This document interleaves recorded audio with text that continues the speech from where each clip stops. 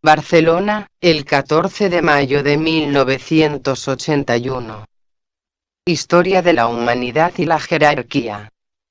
Quiero ver de qué está hecho el espíritu, de la materia o la materia del espíritu, que es lo mismo, o la redención de la materia. Entonces quizás que signifique esto ya una entrada en el tercer universo en el cual solamente habrá una cosa sola y que los vehículos están ya como descartados. Pregunta, ¿la presión de los grupos podría ser el propósito? Vicente, exacto, entonces en aquella sequedad quedaría convertido en propósito puro. Entonces habrá que hablar de una evolución cósmica incluso para los seres que estén evolucionando, no simplemente para el logos. Javier, luego también, como cosa curiosa, dice que Jesucristo en la Biblia o a través de la Biblia, ya dejó constancia de esto, diciendo, o sea, no recuerdo exactamente la frase, pero decía: vosotros que lleváis la cruz cargada, veniros a mí, que mi cruz es suave y mi peso es ligero y con el yugo de esta cruz podremos caminar juntos, o algo así, no recuerdo exactamente la frase, pero que de alguna manera, también salió esto ayer a colación en Los Amigos de la India, que estaba Javier Torras, que se dice astrólogo esotérico, más bien de tipo cabalístico, y empezó a hablar sobre numerología esotérica y estuvimos profundizando sobre esto, y de alguna manera podemos llegar a la conclusión después de haber explicado él bastante bien, lo de la estrella de David, los 7 planetas, las 12 constelaciones, y lo que mostraba de alguna manera el triángulo inferior mirando con la punta hacia abajo y el triángulo con la punta hacia arriba, el espíritu y la materia de alguna manera simbolizados allí, unidos por el centro que es el Sol. Las 6 puntas son los 6 planetas y el séptimo que en clave es el Sol. Y de alguna manera vino después a decir que la cruz, que es la que llevamos nosotros, el número 4, estaba separada por los velos del templo y arriba estaba el triángulo esotérico, el triángulo superior, o sea, abajo como cuaternario, abajo hasta arriba, después de separados los velos estaba el triángulo conteniendo al mismo tiempo al cuarto elemento solar, es decir, que eran 2 cuaternarios, aunque la expresión del superior era también con forma de triángulo, pero al mezclar un triángulo no es vacío, tiene que contener algo, pues contenía al propio tiempo la esencia de la mónada que era el círculo. De alguna manera, separando, rompiendo o rasgando los velos del templo, la materia que es simbolizada por la cruz de los 4 elementos del cuaternario, podría unirse y aquí volveríamos al yoga con la tríada superior, que sería el yugo para caminar hacia la perfección, o sea, también curiosamente, dentro de su forma cabalística. Vicente, esto se tendría que juntar en un punto de síntesis, no hay sabiduría diferente una de otra, es sabiduría. Ahora, se puede decir que hay conocimientos que se acercan más a esto, o que tiene un sentido más amplio de la verdad. Tampoco se puede decir que sea la verdad, es un sentido más amplio de la verdad, porque la verdad absoluta nadie puede tenerla, solamente los iniciados pueden tener una vislumbre, como dice el maestro tibetano por ejemplo, porque un gran iniciado está dentro del plan de la divinidad, con respecto al universo y con respecto a la verdad de los símbolos. Además la verdad tiene 7 llaves, nosotros tenemos 4 llaves, pero las 3 llaves que faltan son las que nos faltan para rasgar los velos del templo para penetrar en lo desconocido. Javier, empleando la ley de analogía, se puede ver un poco de que, como es arriba es abajo, es cuestión de planos por decirlo simplemente o de nivel de conciencia. Ahora, en cierta manera, como Sagitario, por ejemplo, tocando los 4 pies en el suelo podemos lanzar nuestra flecha también hacia arriba. Si nuestra flecha de alguna manera logramos que se despegue y que se libere evitando todo lo que se oponga que llegue arriba como el apego, orgullo, sobreestimación, baja estimación de uno mismo, pero de todas maneras dice: no se preocupen demasiado de lo que digan los demás, si ustedes están seguros de que han obrado con buena voluntad, de que han obrado con voluntad al bien, de que han visto una meta inmediata y aunque visto desde planos superiores han estado interceptando el trabajo de los grandes seres, de todas las maneras ustedes no se preocupen de esto y sigan experimentando. Aunque tengan que pagar el karma de haber de alguna manera interceptado esta labor de los mayores.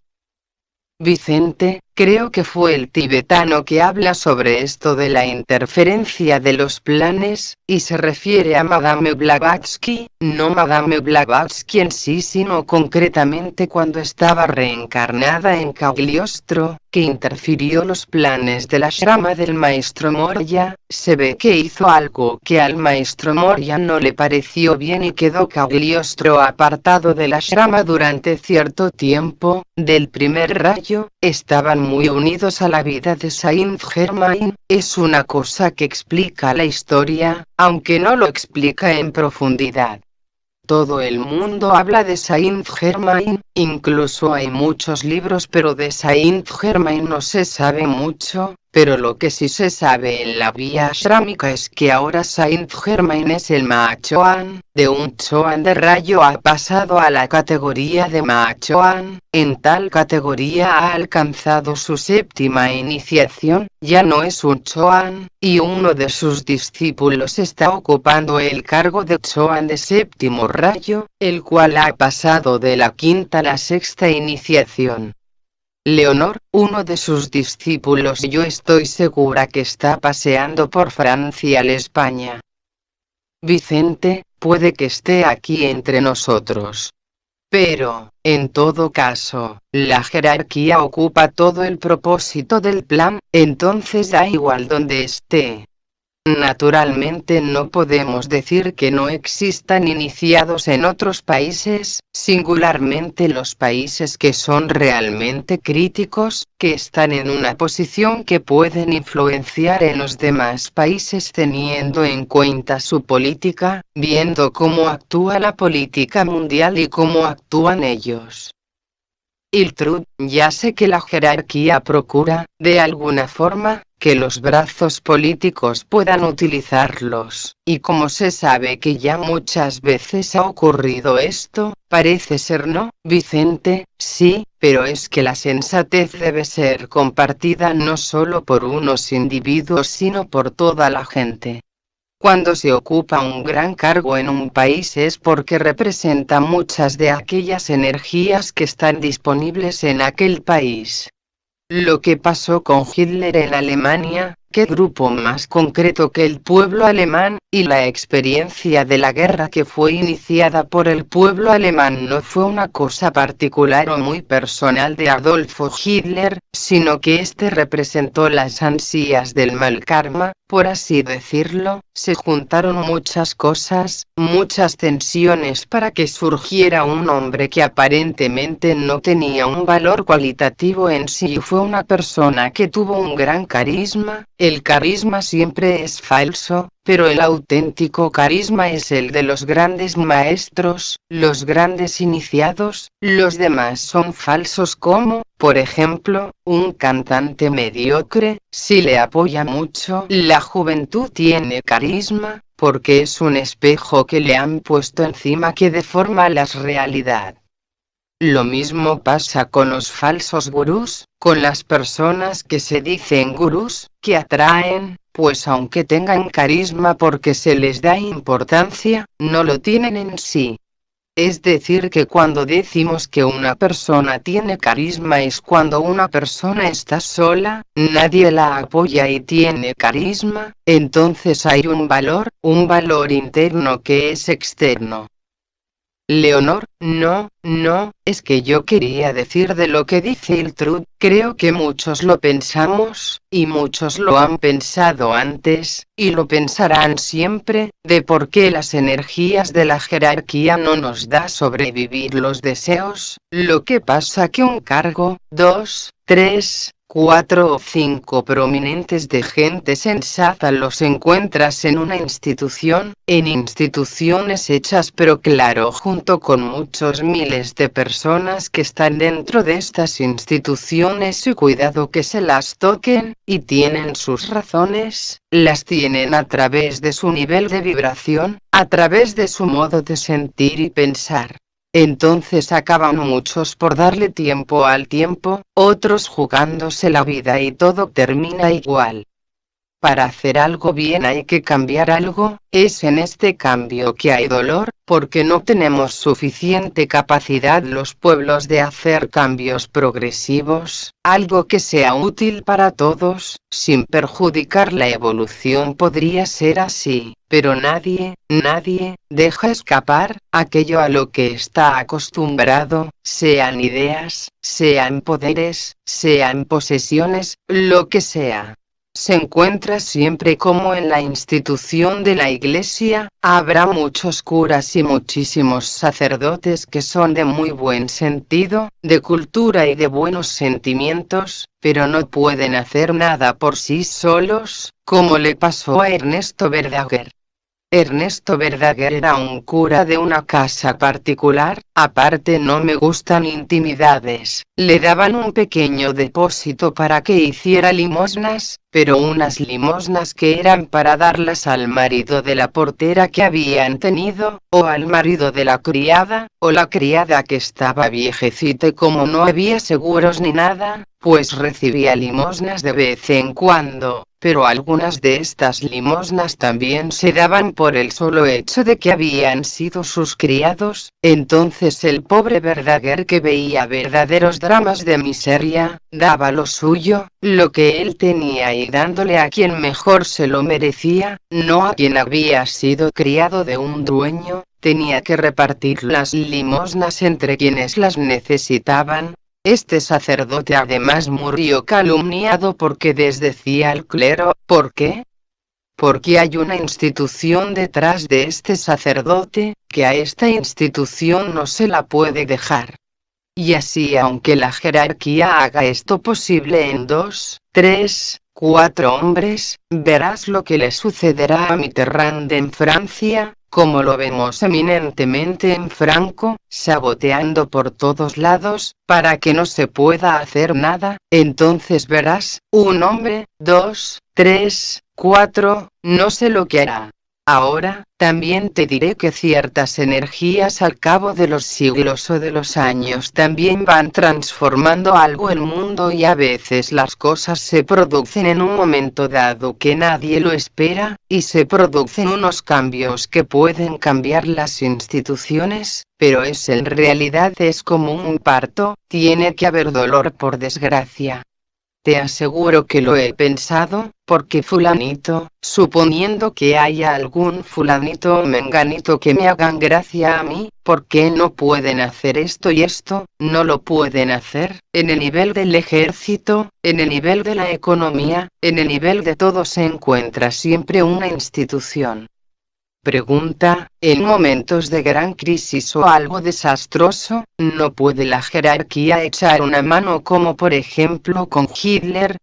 Yo creo que podían imponer un poquito, me estoy refiriendo a la jerarquía, como dices tú que hay una gran institución y que no ocurra esa impotencia, porque es una realidad como un templo, sin embargo ha habido grandes hombres en la historia, que han roto con un montón de cosas y nadie ha podido con ellos y aunque después eso haya sido deformado, me estoy refiriendo quizá a la obra de Santa Teresa, pero en su tiempo hubo una reforma que se opuso a un montón de cosas. Leonor, entre tantas personas que se sacrifican siempre habrá un impulso, siempre, esto siempre pasa, ha habido personas que han dado un impulso, pero con respecto a lo de la jerarquía es como si tú hicieras el trabajo de tu hija y es ella quien tiene que hacerlo. Tú le has dado la vida, la instrucción, la comida, pero ella tiene que hacer su vida. Le puedes insinuar lo que le conviene, pero ella hará lo que le convenga, como a unos amigos que conocemos que les dijeron tu hija es tu hija y tú eres tú, ella es una vida y tú eres otra vida. Pues esto hace la jerarquía, te da los medios pero luego tú tienes que hacerlo, el pueblo, toda la humanidad tiene que hacer su camino, te dan las cosas ahora tú utilízalas. Vicente, nunca es cíclico. El hundimiento de la Atlántida es una prueba de esto. Y también hay uno, que fue en el 1943, a la jerarquía se le presentaba el dilema de continuar ayudando a la humanidad, en el caso de una crisis muy aislada, pero tuvo que intervenir una potencia solar de otras jerarquías del propio universo. Pero, por ejemplo, el caso de cuando Dios da una parte de sí, como en el caso de los ángeles solares que dan la mente al ser humano, lo cual significa que cuando Dios por su parte da la luz estamos hablando que puede dar una fuerza tremenda, que es tremenda en relación con la vida de la naturaleza, que es lo que llamamos las pequeñas voluntades de los hombres, que parte de la voluntad de Dios y hay que reconocer que es una gran fuerza de la divinidad, y que puede contrarrestar, que puede limitar, que puede condicionar, que puede incluso hacer fracasar los planes de la divinidad en un momento dado, en un momento crítico. Y cuando este caso se presenta, entonces algún gran cirujano tiene que cortar por lo sano, como se dice vulgarmente. El caso típico de la Atlántida que murieron millones de seres humanos, pero murió la forma, ya que el espíritu realmente quedaba intacto. Javier, yo creo también que es como lo que dice Leonor, que de alguna manera toda esta vida que la humanidad está desarrollando es ni más ni menos que la resultante de todas las vidas anteriores, los pensamientos presente, etcétera, etcétera, que de alguna manera están ahogando la forma. Entonces lo que tiene que pasar es evidente que el discípulo, o sea, a nivel, por ejemplo, usando la ley de analogía, a nivel tan elevado, el de maestro, dice tiene que dar el paso inmediato, pero lo que no puede hacer de ninguna manera, es dar un paso que pueda abarcar a toda la humanidad, es decir, tiene no de acuerdo, digamos, con la imperiosa necesidad del momento, sino que tiene que hacer de alguna manera lo que pueda representar su círculo no se pasa. Es decir, de alguna manera tiene que respetar el karma que de alguna manera se ha de transmutar, lo que no puedes arrastrar con todo ese karma, a no ser que sea en casos tan extremos que pueda ser, por decirlo así, jugar con la vida de todo un sistema, o sea, que por pequeñeces la cosa no va, o sea, no cuenta el factor de una vida, cuenta el factor tiempo, etcétera, etcétera. Leonor, sí, porque si contara en América del Sur, lo que está pasando en El Salvador, lo que está pasando en estos sitios, pues seguramente no pasaría, pero claro es que tendrían que gobernar desde arriba. Javier Antolínez, teniendo en cuenta a nivel mundial, viendo lo que ha pasado en Alemania, lo que ha pasado con Estados Unidos, estamos viendo que Estados Unidos ha entrado un gobierno de derechas, estamos viendo que en Francia hay un gobierno de izquierdas y ha habido una reacción muy fuerte por parte de las derechas en contra de este gobierno de izquierdas.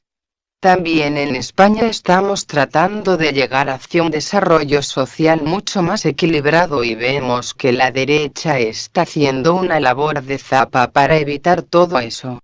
Se puede comprobar que las derechas e incluso puede pensar incluso que en Rusia, que es un país comunista, están haciendo una labor de zapa para que no haya una evolución adecuada. O sea, creo que la reacción hacia un avance en todo el mundo está haciendo una labor muy fuerte para que esta nación no pueda seguir adelante.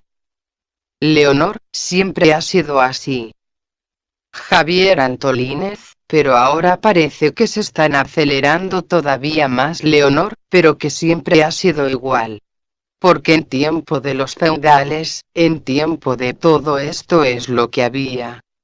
Lo que pasa que también cuando viene una reacción al progreso, también trae reacciones de los mismos que una vez liberados tampoco saben su lugar, pierden el sentido. Algunas veces también pasa esto y entre el ir y venir de unos y de otros, cuando uno lo hace mal los unos son los otros, porque no llegamos a tener una capacidad. Yo creo que en el principio de la humanidad hay lo claro y lo oscuro, el ángel de las tinieblas y el de la luz. En este caso un fallo que tiene el ser humano es que es egoísta, es el yo, este yo pequeño que lo tenemos siempre tan cerrado. Luego resulta que en colectividad da sus frutos, que son estos, porque entonces no habría ni derechas ni izquierdas, porque esto sería completamente una tontería que existiera. Si no existiera el egoísmo no habría necesidad. No digo que todo es tuyo, ni que todo es mío, es como aquel que dice yo no necesito policías porque yo no tengo que atropellar a nadie, pero comprendo que tienen que haber, porque no todo el mundo sabe su obligación y sabe que no tiene que atropellar a nadie. Entiéndeme, si el ser humano va desprendiéndose de este aspecto del egoísmo, entonces todo repercutirá en el ambiente social, pero claro, pueden subir derechas o izquierdas, pero esto continúa. En este caso pues solo son personas, algunos elementos de cada lado que pueden hacerlo bien, pero estos elementos se encuentran con unas instituciones y las instituciones las formamos entre todos nosotros. Yo creo que está en la base y aunque no queramos decirlo social es esotérico también. Es esotérico porque si cambiamos según dice Krishnamurti, la paz individual es la paz del mundo, no hay paz individual, por lo tanto, no hay paz en el mundo. Vicente, precisamente los grupos esotéricos segregados de los propios ashramas de la jerarquía, ahí está la gran esperanza de la humanidad, porque el tibetano tiene mucho interés en remarcar que fue un discípulo mundial el que fracasó cuando la guerra. Si los discípulos mundiales adheridos a ciertos ashramas de la jerarquía hubiesen afrontado aquella realidad y no hubiesen dado marcha atrás, se hubiera podido evitar, dice. Ahora lo que se ha hecho es que la guerra que estaba en los niveles físicos está todavía aquí, en el nivel interno. El terrorismo y todo esto no son más que las chispas que todavía están pegándose en los niveles ocultos. Hay personas preparadas para recibir la simiente de la violencia, por su evolución, por sus tendencias, por su egoísmo, y están recibiendo todos estos impactos y no pueden resistirlo. Por ejemplo, lo importante no es que muera un papa o un presidente, lo importante es que existe un estado permanente de agresividad y esto es lo que hay que mirar de corregir. Ahora bien, vamos a ser optimistas, pues todo el poder que estamos ahora utilizando ayuda de todas maneras, primero acelerando un proceso de precipitación de energías kármicas y, segundo poniendo paz y orden en el caos, pues ya sabéis que hay una técnica que tiene el cuarto rayo, que está favoreciendo a la humanidad en su evolución desde el principio del tiempo, que es buscar la armonía a través del conflicto. Pues bien, todo esto lo estamos haciendo nosotros, tratar de poner armonía en los conflictos mundiales para que al fin todo sea armonía y el conflicto quede diluido por completo y ya no exista el conflicto. Il truth, esto suena como se dice modernamente a negociado. Leonor, antes decían que cada 25 años tenía que haber una guerra, hemos superado los 25 años.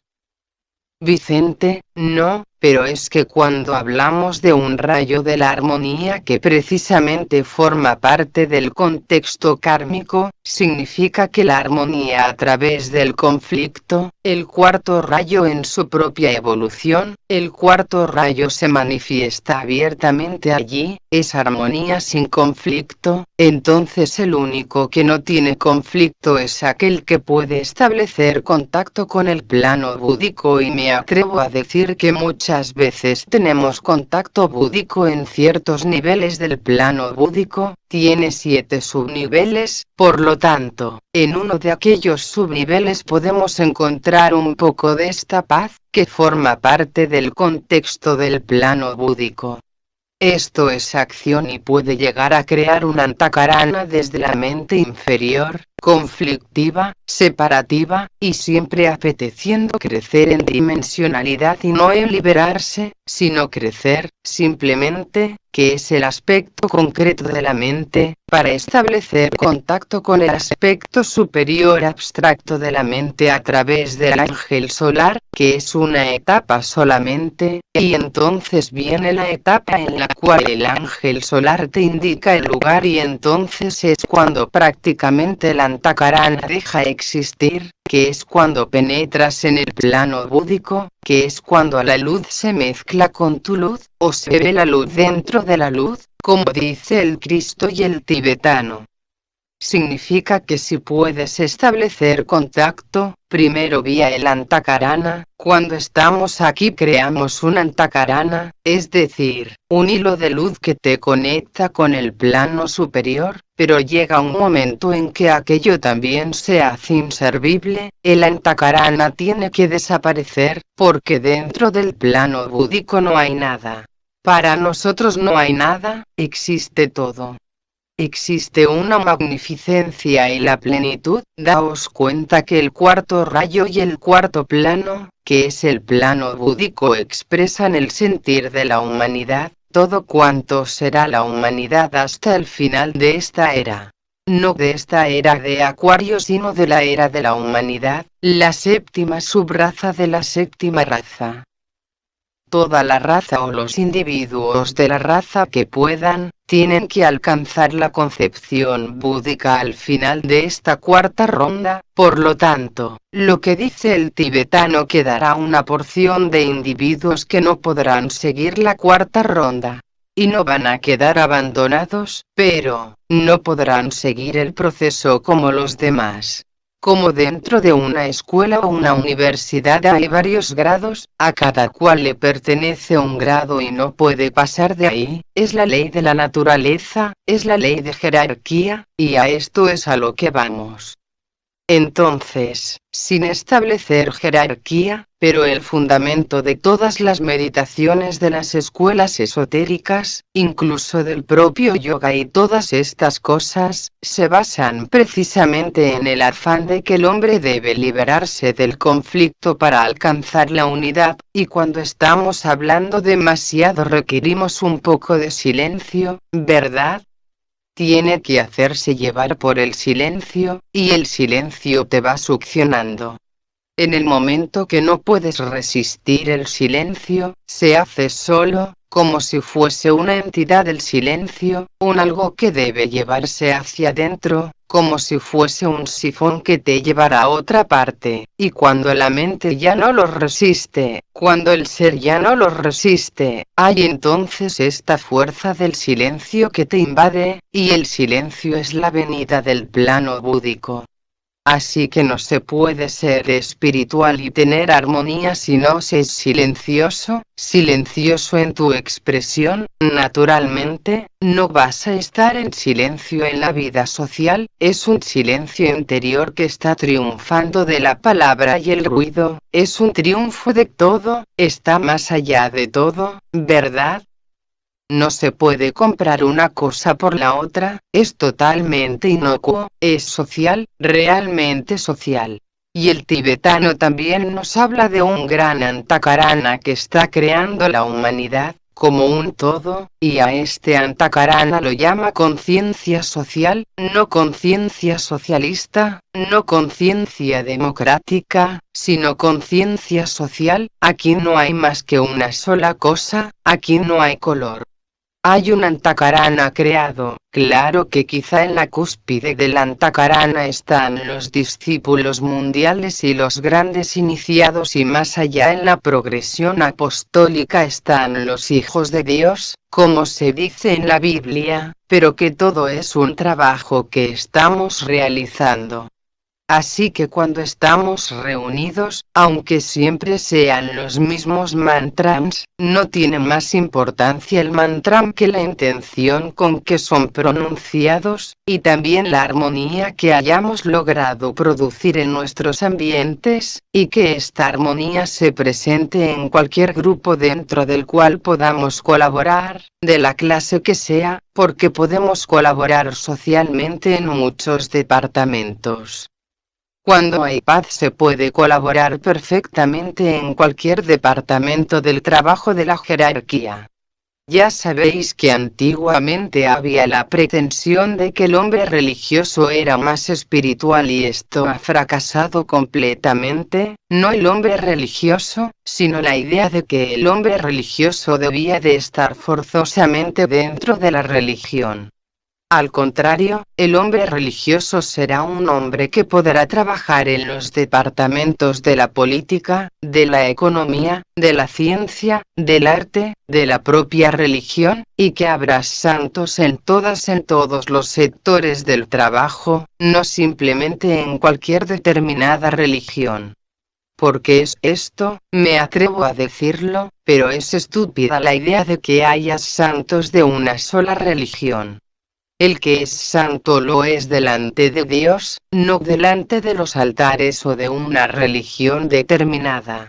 Y bueno, en parte es lo que hace el discípulo hacia una estatua a través de sí mismo, que es el orgullo espiritual. Se está insistiendo mucho, porque cuanto más crece el discípulo más está en peligro de caer en el orgullo espiritual. Primero, que va alcanzando poderes y facultades que no están al alcance de las demás personas y, por lo tanto, da una sensación de autoridad, y cuando tiene sensación de autoridad y se da cuenta de que puede gobernar, entonces ahí está nuestro pecado, sin darte cuenta, y aquí lo que sucede entre nosotros es que nadie quiere ser más que otros. Ya sabéis que la técnica de la nueva era no exige líderes sino amistad compartida. Podemos hacer una meditación y continuar la misma armonía sin conflicto. Fijaos bien, elijo bien la palabra. Sin conflicto, en una reunión social, en una comida, en cualquier cosa. En cualquier expresión hay aquella paz que resiste la tensión y la desarmonía.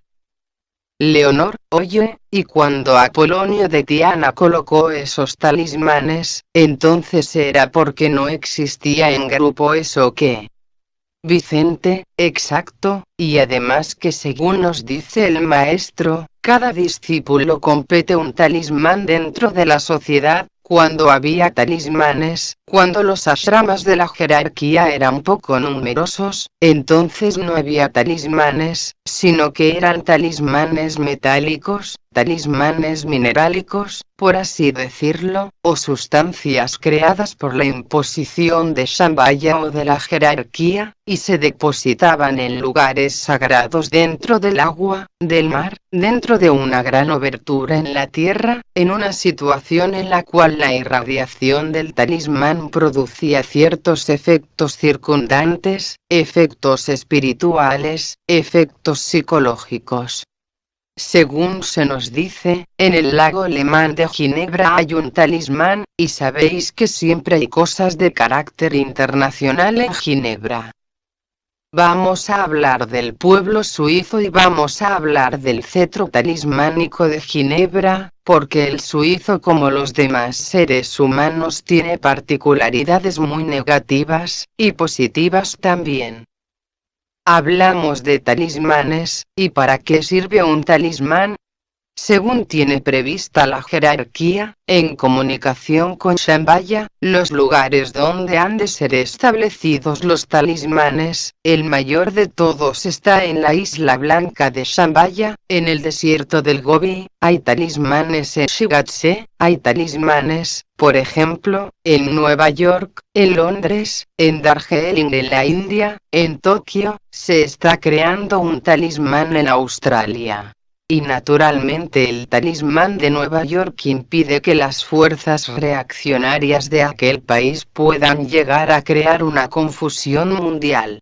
Veremos a ver si el talismán que está en Nueva York tenga la suficiente fuerza para poder resistir la presión de los acontecimientos venideros, teniendo en cuenta que ahora habrá una gran exaltación de fuerza espiritual. Esto lo estábamos diciendo el otro día, proveniente de Shambhaya, de la jerarquía, lo cual significa que habrá una gran reacción de parte de las personas que no estén convenientemente preparadas. Y como os decía muy bien, hoy día la magia negra está enseñoreándose del país americano. También hay que decir que cuando la última guerra, la del 1945, que fue la continuación de la que empezó en 1914, que en aquel momento las fuerzas de la luz se ampararon en el pueblo norteamericano, que en esencia es sencillo y no tiene complicaciones. Y es el orgullo del poder lo que ha traído las conquistas materiales, el gran confort físico, lo que está haciendo que este gran país se esté deprimiendo hasta el extremo de convertirse en un agente de la magia negra mundial. Así que fijaros lo que pasó en la Atlántida y comparar lo que puede pasar en Norteamérica si se continúa por este camino que se está llevando. Esto desde el punto de vista ashrámico, no simplemente individual. Yo en esto no tengo un temperamento, digamos, muy político, y conocimientos para decidir, pero sí sé que se ha hablado mucho de la posición de Norteamérica en relación con la política mundial y el afán de mantener la supremacía. Y actualmente el gobierno de las naciones está igual, está metiéndose en todas las naciones. Hay muchas cosas que corregir en todos los países, pero ahí, al ser un fuerte estandarte de la opinión mundial o de las fuerzas mundiales o de las fuerzas de la luz, naturalmente por su posición tiene que tener muchos iniciados trabajando dentro y esté tratando ahora de manifestarlo en forma muy material en lugar de tenerlo como un aspecto espiritual.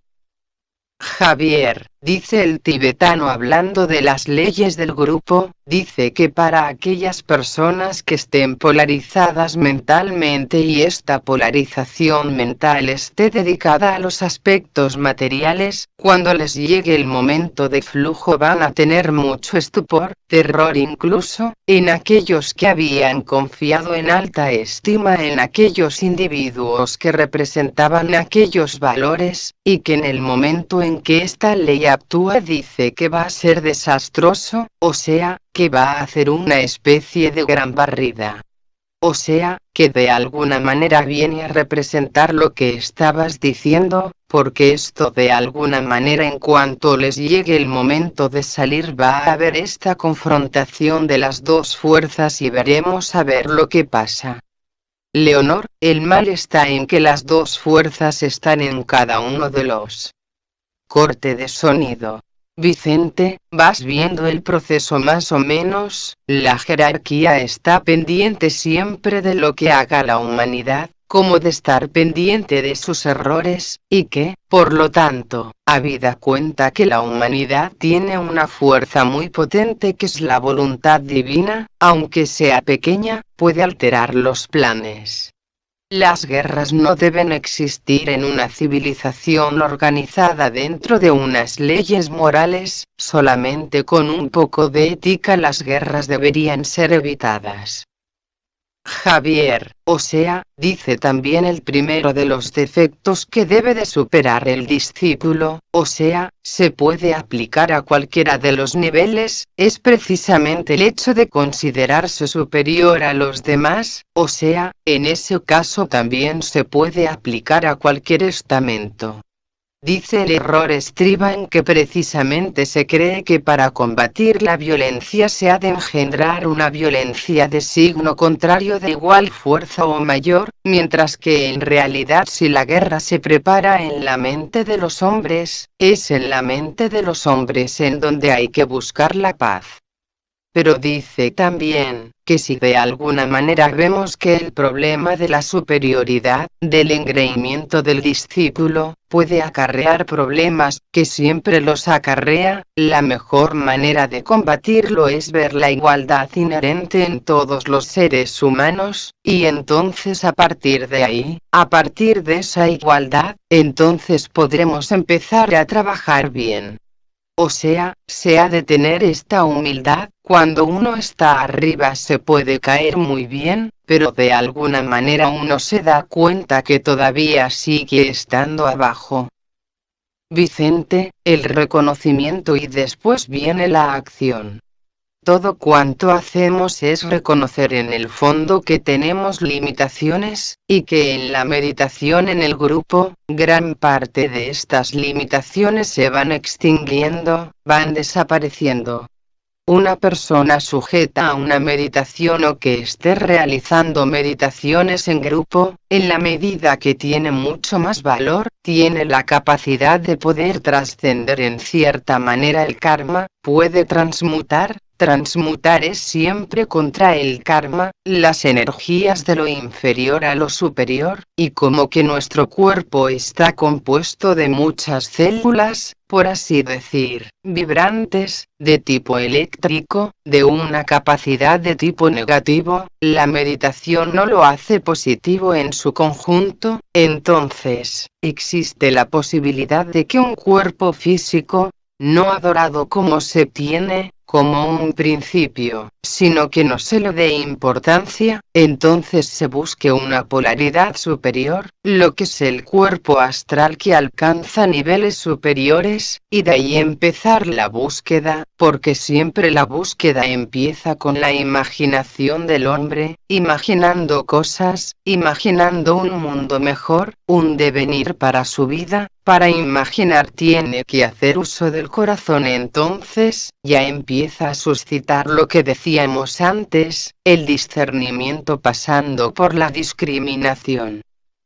Javier, es curioso el que nosotros, de alguna manera, tratamos en la meditación de hacer una meditación activa, mientras que en realidad se debería lograr que la mente se volviera negativa y receptiva a las impresiones superiores, a través del dominio, inhibición, o como queramos llamarle, o llamémosle mejor dicho, por la elevación de la vibración de las partículas que componen nuestros elementales inferiores, volverlos negativos a todos, y hacer de alguna manera que esta negatividad atraiga esta energía. Vicente, sí, sí. Todo cuanto hemos ido aprendiendo tiene su razón de ser. Lo malo no es que no tengamos conocimientos, lo malo es que no aplicamos los conocimientos, la mayoría, tener conocimiento y no poder aplicarlos. Sabemos que somos parte de un cosmos, pero esto es una experiencia intelectual, o un proceso intelectual, pero no es una experiencia vital. Claro, hay que empezar por ser consciente, por ejemplo, del cuerpo astral, y empieza ya la aventura cósmica, es decir, poder marcharte, navegando por el espacio a voluntad, poder navegar por regiones a donde habitualmente no pueden ser surcadas por el cuerpo físico. Tened en cuenta una cosa que os voy a decir, Físicamente el cuerpo está sujeto a fronteras, para pasar de unas a otras hay que pagar el precio de la desunión, pero la experiencia astral te da una sensación de libertad, porque puedes viajar por todos los países sin fronteras, nadie te puede limitar, ni el fuego te puede destruir. Leonor, ¿puedo hacer un inciso? Esto del viaje astral y todo esto, que lo encuentro muy práctico esto que has dicho, pero me gustaría incidir más todavía en el aspecto físico, por ejemplo, en la lucha diaria, poder vivir al lado de personas que nos quieran o no nos quieran, que nos respeten o no nos respeten y que tengamos esta entereza y esta serenidad para continuar fluyendo sin dejar de ser nosotros mismos, sin atropellar a nadie y resistir en nuestro lugar. Entonces, esto también es parte de lo espiritual y en esta lucha diaria hacemos la gran experiencia, porque es un yoga continuo y difícil, para mí, tiene también la expresión de estos niveles de los cuales no hay fronteras, porque al poder pasar al lado de quien sea, aparte de las críticas que nos puedan hacer, aparte de todo ello, no importa, y que tampoco les atropellemos a ellos, que tengamos una sonrisa en los labios, y si nos hablan mejor o peor, con una palabra bien contestada podamos pasar incólumes por esta barrera de anomalías que hay en el planeta, o en el mismo lugar en donde estemos. Creo que esto tiene un grandísimo valor y, entonces, se ve que actúa la parte superior de uno mismo. Yo creo que en esta lucha de cada día, es donde debemos aplicarlo, cada momento de la existencia cuando dices ahora, antes yo hubiera hecho esto y en cambio ahora no lo he hecho, en este andar, en este fluir de cada día, de cada momento, el alma va a empezar a encontrar su paso y vivimos ya más como almas que como cuerpos. O sea, que es yo creo donde debe manifestarse. En primer lugar, es lo que vayamos constatando en cada momento, en ver la diferencia de nosotros mismos de lo que hacíamos antes y lo que hacemos ahora, frente a las mismas circunstancias.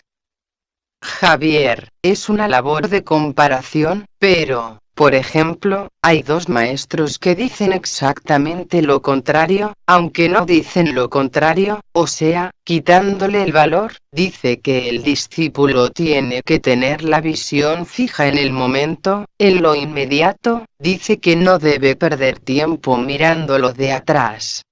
Lo que pasa, es que tú, Leonor, estás hablando de niveles superiores. Mari Juana Gil, ella está hablando de forma que la podamos entender sencillamente y muy bien, ¿comprendes? Yo te he cogido bien, y es lo que Vicente ha dicho tantísimas veces, en cuanto podamos tener una atención constante en las cosas, ya está. Entonces, en cuanto tengamos algo más de conocimiento de ese plano astral, yo creo que una cosa es llegar por esos pasos que se llega sin hacer nada, porque ya estás haciendo ese gran yoga y otra cosa es que para tener noción de ese plano y de otro y otro, hagas ciertos experimentos, despiertes ciertas cosas para llegar sin haber dado esos primeros pasos primero. Yo creo que las cosas van llegando por ellas solas, entonces, las cosas se te presentan y entras en ellas con la mayor naturalidad, porque está ahí, o sea, a nivel intelectual lo podemos saber pero no a nivel práctico, pero es igual, ahí hay un conocimiento, vale. Pero luego son esos pasos que te van llevando, que no provocas nada en absoluto, y empezamos yo creo, por el más sencillo y el más difícil, que es la atención constante en todas nuestras cosas, de la marinera todo un día estando así. Esa actitud te tiene que llegar también sola, porque es lo que decimos, si intelectualmente tú sabes ciertas cosas, o en esta conversación lo estamos diciendo, Queda muy bien y muy bonito y luego resulta que se te va olvidando. El querer retener esa atención para ponerlo en práctica también tiene su importancia, digo yo.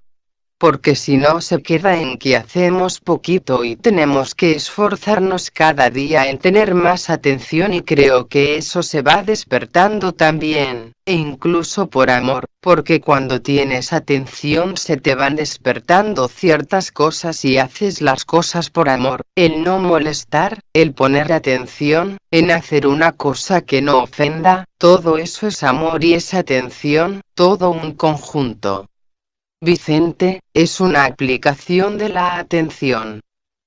Interlocutor, yo creo que es simplemente como defender la parte mental del conocimiento, al realizarlo a nivel físico, para evitar un poco la crisis de la densidad. Vicente, una crisis de humildad. Interlocutor, sí, también, una gran dosis de humildad. Marijuana Gil, es muy difícil, ¿eh? Lo decimos así, pero es muy difícil. Vicente, es lo que dice Leonor, las pequeñas pruebas de cada día. La eliminación de las fronteras que separan a los hombres entre sí, en la conducta se encuentra esta particularidad, pero, fijaos bien que aparte es una atención interior, una atención que no se os separa, porque cuando hay atención surge de improviso la necesidad de hacer el bien. De ahí que es práctica la atención por todos los ángulos que lo queramos mirar. Lo que le pasa a una persona que no tenga atención, lo hará de una manera que será muy esporádica, por así decirlo. En cambio, el maestro tibetano tiene mucho interés en repetirlo, dice que ha de haber una continuidad de conciencia, que no debe de haber fallos, interferencias dentro de esta atención formidable, que es la verdadera meditación. Y Krishnamurti dice igual, dice, ¿estáis meditando y qué hacéis? La meditación siempre es algo que pertenece a la mente, pero si en la mente lo hacéis ininterrumpidamente ya no existe. Existe la voluntad de Dios dentro de este proceso, ya no hay más que una serie ininterrumpida de propósito, y en este propósito hacer las cosas muy bien. No puedes estar atento sin hacer el bien. Fijaros bien, si estáis atentos a la persona que amáis lo haréis mejor, si a una persona que no amáis lo hacéis con atención la compadeceréis, seguro, pero hay que estar atentos hasta en las pequeñas cosas, no en las que nos gustan mucho, porque eso es fácil, hay una atención espontánea. Claro que con el tiempo la atención espiritual en la vida cotidiana será espontánea, que es la manera de funcionar del Agni Yoga, entonces, tiene que existir una permanente voluntad o de propósito, que está midiendo en todos los momentos de la vida dentro del propósito de la atención superior, eso es el puente con la atención y ya es una voluntad, ya es mover energías superiores, no son energías mentales, porque la energía mental solamente está buscando, tal como se dice, los 3 pies al gato, intentar argumentar sobre un estado. A la que la persona argumenta sobre un estado, aquel estado queda limitado. Cuando aquel estado se deja fluir, te lleva a una consecuencia, psicológica o espiritual, como sea, te lleva a un punto dentro del cual debe de haber forzosamente una decisión, y entonces hay que ver dónde te llevará la atención, hasta el final, a la iniciación. No hay necesidad. Javier, me ha gustado esto que has estado explicando muy bien, lo que pasa es que estabas hablando a nivel del alma, por eso decía yo que a nivel mental no hay que entretenerse al empezar una situación y explicarse bueno, lo he hecho bien o lo he hecho mal, hacer un examen de conciencia, retenerse y perder las ocasiones, estos segundos que han pasado los has perdido. Leonor, esto es espontáneo. Javier, correcto, por eso, es que tú estabas hablando desde arriba. Vicente, tengo que decir también, Javier, que cuando se hace, por ejemplo, una recapitulación. Javier, una recapitulación, exactamente. Vicente, fijaos bien en el peligro de la recapitulación.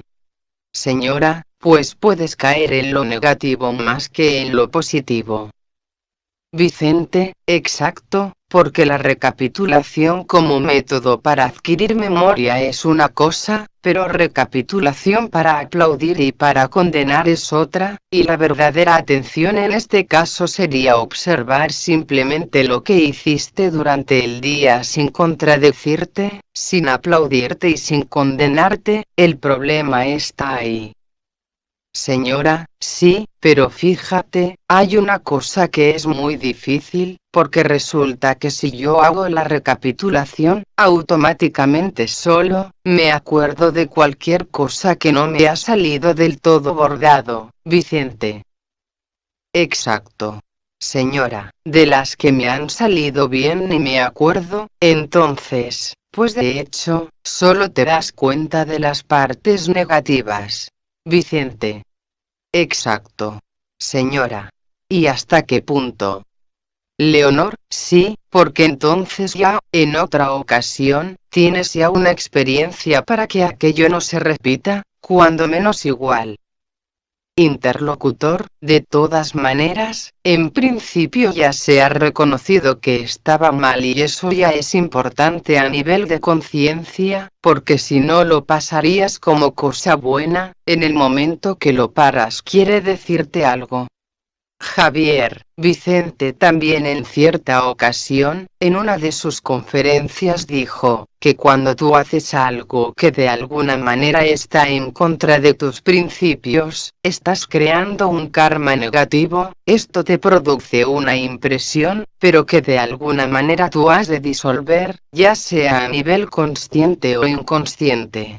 Entonces, todos estos puntos negros del día tú los reconoces en el momento de la recapitulación, quiere decir que has pasado karma, el hecho que tú has vivido constantemente, prácticamente el día se te ha pasado en un segundo, no ha habido karma, has estado vacío, entonces, estas impresiones de alguna manera en la recapitulación van haciendo mella, por decirlo así, depende, claro, a qué nivel hagas la recapitulación, van haciendo mella y van entrando parte en tu reflejo de programa, de alguna manera te programas para que esto que tienes el propósito de arrepentimiento no vuelva a ocasionarte y vuelva este programa a formar parte de tu manera de ser.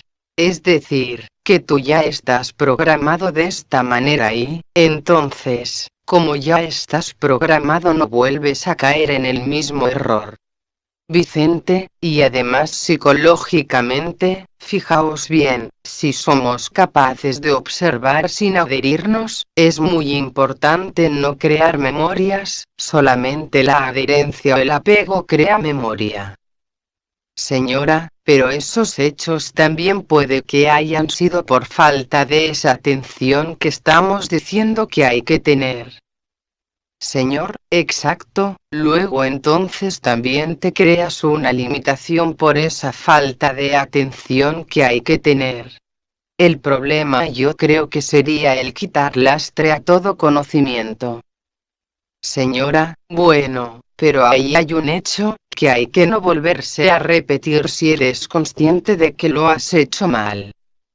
Iltrud, si es una cosa bien clara y determinada ya no lo vuelves a repetir, pero si precisamente las cosas que normalmente te pasan son cosas que vienen dadas por nuestra natural forma de ser, por eso que llevamos dentro del zodíaco con nosotros, con nuestras tendencias. Lo que quiero decir es que no basta con decirlo si no lo haces, porque esto está tan dentro de ti que lo podemos hacer ahora y otras 33 veces más hasta que puedas llegar a no hacerlo. Vicente, bueno, aquí hay una cosa. Hay una rudeza de principios dentro del ser, hay unos estratos de adherencia tan grandes que no se puede esperar el triunfo enseguida. Pero, Seamos conscientes de algo, que si empezamos a limar las asperezas no será empleando la lima, porque hay una resistencia en el material, hay que hacerlo de una manera tan sutil que aquellos estratos que pertenecen al elemental constructor que van adquiriendo más posibilidades, que no se dé cuenta y se sientan tan dulces y no creen fricción, y eso es la atención. La atención lima de una manera tan suave que ni se da cuenta, está contento, porque como no lo martirizas, el gobierno pero sin opresión, gobernar sin oprimir, o lo que yo expreso cuando digo la serena expectación.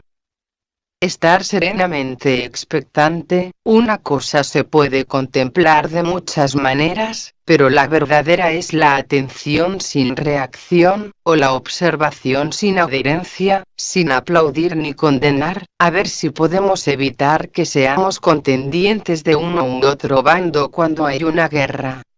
Así que fijaos si es sutil la tarea de la atención. Leonor, hay dos grandes campos para nuestro ejercicio personal en la evolución, o los más próximos, hay otros pero quiero decir que es la familia y la profesión, el campo profesional y el de la familia.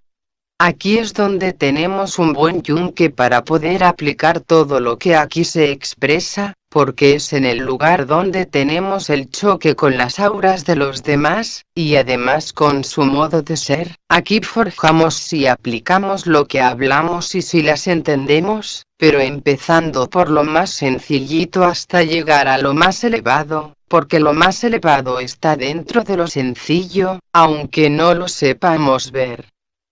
Vicente, es un tema interesante, fijaos bien que siempre decimos lo mismo, lo que pasa es que lo enfocamos mal. Dios, por así decir, tiene un solo lenguaje aunque tiene muchos sonidos, y tratamos de evitar los sonidos y volver al lenguaje puro, y el más puro es el que está liado con su propósito redentor y es la atención.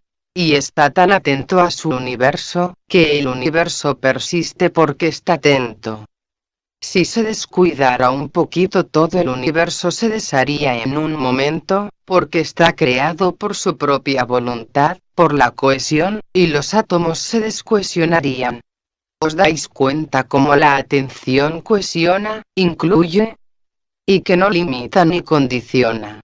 Pues bien, cuando estamos muy atentos a cualquier situación, nosotros como sujetos y el objeto de atención como objeto, forman un solo principio, constituyen una sola unidad. En aquel momento hay una paz, tiene que haber paz en la atención, quizá al principio no os dais cuenta que hay paz en la atención, y cuando estéis un tiempo ejercitando la atención, viendo los pequeños detalles de vuestra pequeña personalidad, y vayáis pudiendo fluir o llegar al yo que de improviso, como un relámpago en noche oscura, os sentiréis inundados de una paz tremenda. Pregunta, yo pensaba una cosa de todo lo que estamos hablando, y la gente bien educada, que hace las cosas por educación, no ofende por educación, eso está bien, así externo, pero ¿qué diferencia verlo bajo este punto, bajo el punto que estamos tratando aquí, Curioso, Vicente, es decir, que las reglas sociales siempre te condicionan. Eres bueno porque las leyes vigentes te obligan a serlo, no es una condición natural, entonces cuando existe una persona antisocial lo rechazamos pero en el fondo todos somos antisociales. Se trata de buscar la manera de ser sociales en todos los momentos del día y de la noche. Y para terminar, daos cuenta que cuando hablamos de viaje astral me refiero a conciencia astral, significa que si estamos muy atentos durante el período de la vigilia también tendremos atención durante el período del sueño, no habrá una paralización de la actividad consciente, es decir, que aquellas zonas oscuras de la conciencia de la cual no sabemos nada, se va a abrir a la luz y veremos cosas y hechos y circunstancias y nos veremos autoconscientemente, no solamente conscientes. Una cosa es que seamos conscientes en el plano astral, formando parte del contexto astral, o que nos demos cuenta de nuestra entidad causal, como individuales aparte del drama que está desarrollándose. No es lo mismo la conciencia que la autoconciencia. Pues bien, la atención es el sistema de la Agni Yoga para que la persona sea autoconsciente constantemente, consciente con todo lo que le rodea, no simplemente consciente, no simplemente como un pequeño punto dentro de la historia del mundo. Él, que está realizando su propia historia, se da cuenta que es una aportación que da a la historia del mundo. Ahora vamos a la meditación.